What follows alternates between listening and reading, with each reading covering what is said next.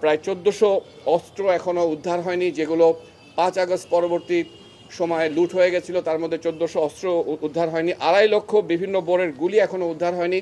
সেগুলো তাদের জেলাতে কোনো না কোনো জায়গায় আছে, সেগুলো সন্ত্রাসীদের হাতে পড়তে পারে এবং তারা ব্যবহার করতে পারে।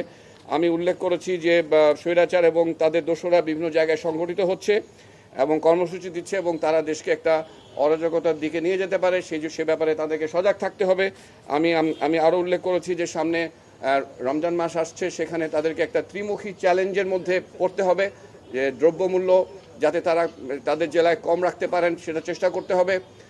বিদ্যুতের ঘাটতি দেখা দিতে পারে, সেটা যাতে মোকাবেলা করা যায়। কৃষকরা যাতে সেচের উপকরণ এবং কৃষি উপকরণ সময় মতো পান, এগুলোর বিষয়ে বলেছি। এবং আমি তাদেরকে একটা জিনিস বলেছি যে মানুষের ৩টা প্রত্যাশা, সাধারণ মানুষের 3টা প্রত্যাশা, এবং এই প্রত্যাশাগুলো আকাশচুম্বী নয়।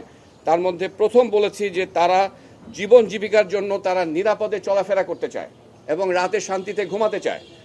দ্বিতীয় বলেছি দ্রব্যমূল্য তাদের ক্রয় ক্ষমতার মধ্যে যেন থাকে, এটা তারা দেখতে চায়।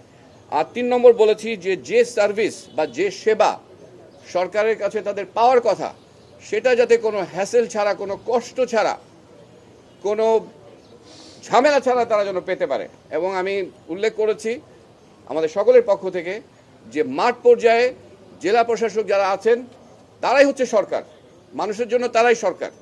কাজেই যে সুযোগ সুবিধা যেগুলো নিশ্চয়তা বিধান করার কথা, এটা তাদেরকেই করতে হবে। এটা দিক নির্দেশনার মধ্যে আমরা উল্লেখ করেছি যে এটার জন্য সজাগ থাকতে হবে।